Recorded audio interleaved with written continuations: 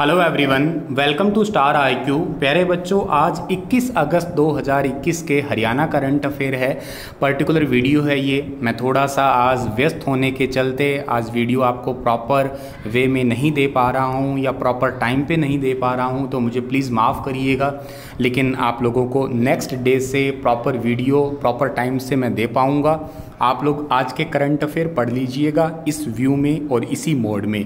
आप लोगों की पढ़ाई बीच में छूटे ना, इस करके आपको ये करंट अफेयर का सेक्शन आज इसी वे में पढ़ाया जा रहा है। होप आप लोग इस बात को समझ पाएंगे। पहला क्वेश्चन आपका है कि पैरालंपिक खेलों में भाला फेंक खेल में हरियाणा के कितने खिलाड़ी हिस्सा लेंगे। आप लोगों ने रिसेंटली इस चीज़ को नोटिस किया होगा कि हरियाणा के टोटल एक खिलाड़ी जो थे ना, मतलब वैसे 2-3 खिलाड़ी थे टोटल, लेकिन उनमें से एक खिलाड़ी ऐसे थे जो कि गोल्ड मेडल लेके आए, जिनका नाम नीरज चोपड़ा पानीपत से। और उन्हीं से ही इंस्पायर कहिएगा आप लोग या जैसे तैसे कहिएगा। अभी पैरालंपिक खेलों में भाला फेंक में हरियाणा के टोटल जो है ना 4 ऐसे खिलाड़ी हैं जो हिस्सा लेने वाले हैं। पैरालंपिक भी टोक्यो में ही होने वाले हैं, याद रखिएगा। ये 4 खिलाड़ी में एक नवदीप है, एक रणजीत भाटी है, एक सुमित आंतिल है और एक टेकचंद है। ये टोटल 4 खिलाड़ी हैं। चारों के चारों जो है ना हिस्सा लेने वाले हैं। नवदीप जो है वो पानीपत के गांव बुआना लाखू से हैं, 20 साल के हैं और ये ओलंपिक में स्वर्ण पदक जीतने का लक्ष्य लेकर टोक्यो जाने से पहले जम के अभ्यास किया है। इन्होंने वैसे लास्ट टाइम एक रिकॉर्ड भी ब्रेक किया था, खुद का ही रिकॉर्ड ब्रेक किया था इन्होंने, ठीक है। तो काफ़ी इंपॉर्टेंट है ये, ठीक है। 43.78 मीटर भाला फेंक चुके हैं, जो कि वर्ल्ड रिकॉर्ड 50 सेंटीमीटर से बहुत दूर है इस पैरालंपिक कैटेगरी के अंदर देखा जाए तो। रणजीत भाटी जो है फरीदाबाद के जो बल्लभगढ़ है या बलरामगढ़ है वहाँ के रहने वाले हैं और ये भी वही गोल्ड का लक्ष्य लेके चले हैं, ठीक है। सुमित आंतिल की अगर हम लोग बात करते हैं तो सुमित आंतिल सोनीपत के गांव खेवड़ा के रहने वाले हैं, 22 साल के हैं ये। इस बात को भी आप लोग यहाँ से याद रखिएगा। और टेकचंद जो है रेवाड़ी ज़िले के बावल के रहने वाले हैं, तो ये बात भी आप याद रखिएगा। ये चारों जाने वाले हैं अभी टोक्यो पैरालंपिक गेम्स के अंदर। तो इतनी बातें आपको याद रखनी हैं। अगले सवाल की अगर हम लोग जाते हैं तो क्या रहेगा, कृषि क्षेत्र में त्वरित विकास के लिए मजबूत मूल्य श्रृंखला लिंकेज बनाने के लिए हरियाणा सरकार ने किस नीति को मंजूरी दी है। तो हरियाणा सरकार ने अभी हाल ही में कृषि व्यवसाय नीति और खाद्य प्रसंस्करण नीति यानी कि agri business policy and food processing policy, इन दोनों की ही जो है मंजूरी दी है। यानी कि सी ऑप्शन इस पर्टिकुलर क्वेश्चन का सही आंसर रहेगा। देखिएगा, व्यक्तिगत रूप से कृषि और खाद्य जो आपका या फूड प्रोसेसिंग यूनिट जो होती है उनके निर्माण करने के लिए 1 करोड़ रुपए तक की जो है FCI जो कि निश्चित पूंजी निवेश है उस पर 25% निवेश की सब्सिडी, और C और D श्रेणी ब्लॉक के लिए 50 लाख रुपए की सीमित जो है ना वो FCI पर 25% पूंजी निवेश या सब्सिडी A और B श्रेणी ब्लॉक के लिए। ऐसे कोल्ड चेन के लिए भी, ऐसे मिनी फूड पार्क के लिए भी, ऐसे बैकवर्ड फॉरवर्ड लिंकेज योजना के लिए भी हरियाणा ने जो है ना एक स्पेशली नीति बनाई है, ठीक है। बेसिकली हरियाणा सरकार का इस नीति के तहत इतना ही उद्देश्य और लक्ष्य है कि हरियाणा के अंदर फूड प्रोसेसिंग प्लांट जो है वो बढ़ जाए।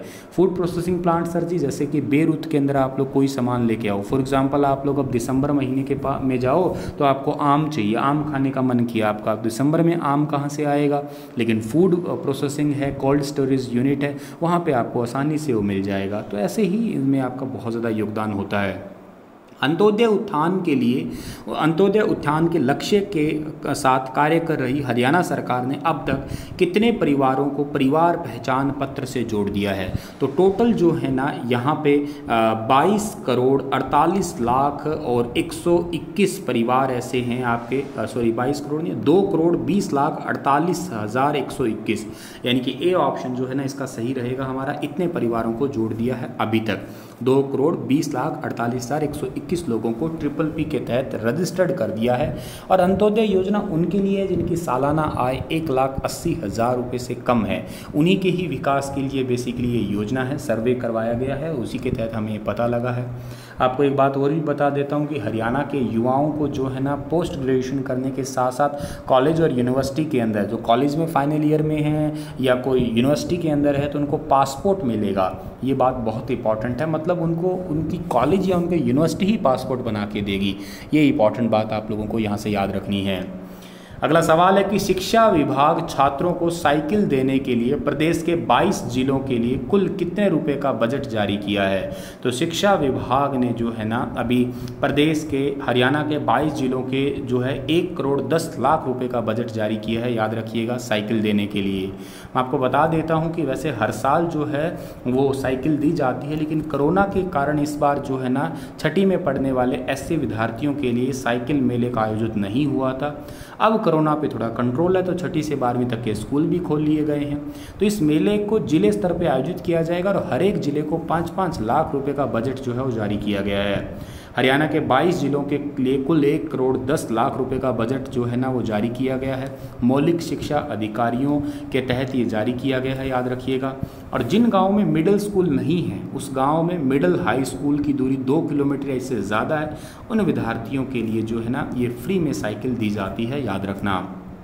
इनमें से किसके लिए हरियाणा सरकार ने पिक एंड ड्रॉप योजना की शुरुआत की है। पिक एंड ड्रॉप योजना की शुरुआत कॉलेज गर्ल्स के लिए की है, यानी कि बी ऑप्शन इस सवाल का ठीक रहेगा। हरियाणा रोडवेज के तहत पूरे हरियाणा में 600 बस अलग से संचालित की जाएगी इस पिक एंड ड्रॉप योजना के तहत। और योजना के तहत होगा क्या कि लड़कियों को उनके गांव से कॉलेज तक आने जाने की निःशुल्क बस सुविधा दी जाएगी।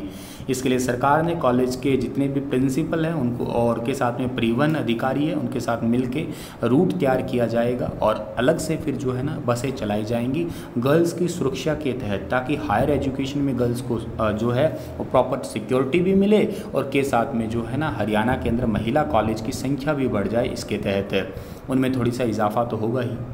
एक सवाल बहुत ही सेंसिटिव सवाल है कि केरल के सबरीमाला मंदिर की तरह हरियाणा में किस मंदिर में महिलाओं से संबंधित नए फरमान जारी हुए हैं। यह है माता माँ मनसा देवी का मंदिर पंचकुला के अंदर। हरियाणा के अंदर एक माता मनसा देवी का मंदिर है जो कि पंचायतन शैली पे बना हुआ है, जिसके जो प्रशासक हैं या यूँ कहिएगा माता मनसा देवी पूजा स्थल बोर्ड के डीसी हैं, उनका नाम है विनय प्रताप सिंह। एक्चुअली मुद्दा ये है कि यहाँ के प्रशासकों द्वारा ये घोषणा हुई है कि जितनी भी महिलाएं हैं और गर्ल्स हैं वो यहाँ पे शॉर्ट कपड़े पहन के ना आए, जीन्स टॉप पहन के ना आए। ऐसा करने से जो है ना बहुत सारे लोगों को आपत्ति होती है।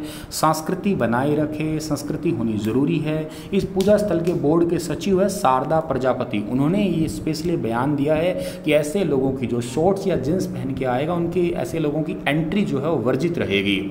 ऐसा होने से मतलब कारण है कि धर्म की मर्यादा नहीं हो रही है, संस्कृति का पालन नहीं हो रहा है। अगर कोई कहता है कि कपड़ों से भला क्या होता है, कहते हैं हमें इससे कोई मतलब नहीं है, ठीक है ना। जो लोग सोचते हैं कि कपड़ों से कोई फ़र्क नहीं पड़ता, शायद उनको फ़र्क ना पड़ता हो, लेकिन जो मंदिर में दूसरे लोग आते हैं उन्हें शॉर्ट कपड़े देख के काफ़ी आपत्ति होती है, इस करके ऐसा कहा गया है। उन्होंने ये भी कहा है कि ये कानून का फैसला नहीं है, ये हमारा बोर्ड निजी है और हम निजी राय हमारी रखिए, इस मंदिर में इजाज़त नहीं मिलेगी। युवाओं से स्पेशली अपील की गई है कि शॉर्ट्स पहन के ना आए। अब देखिएगा ये मामला बहुत ही सेंसिटिव है। ये ऑलरेडी केरल का सबरीमाला मंदिर है, वहाँ पे भी महिलाओं को जाना ही वर्जित है, वहाँ पे तो 10 से 50 साल के बीच में। तो बहुत तगड़ा मामला, इतना तगड़ा कि सुप्रीम कोर्ट तक चला गया और उसे एग्ज़ाम ने बहुत ही बार रिपीट किया है एग्ज़ाम में। सबरीमाला मंदिर जो है किस राज्य से संबंधित है वगैरह वगैरह सा सवाल आता है, केरल राज्य का है। अब माता माँ मनसा देवी का मंदिर है, ये भी चर्चा में चल रहा है, केवल उसी और उसी मामले के लिए। आप लोगों की इस पर स्पेशली राय क्या है? क्या है ये तर्क? क्या ये सही है, क्या ये गलत है? तर्क दीजिएगा, आप लोग पॉजिटिव तर्क दीजिएगा, लड़िएगा तो मत, ना ही कोई आलतू फालतू बात लिखिएगा कमेंट में, मैं ब्लॉक कर दूंगा तुरंत उसे।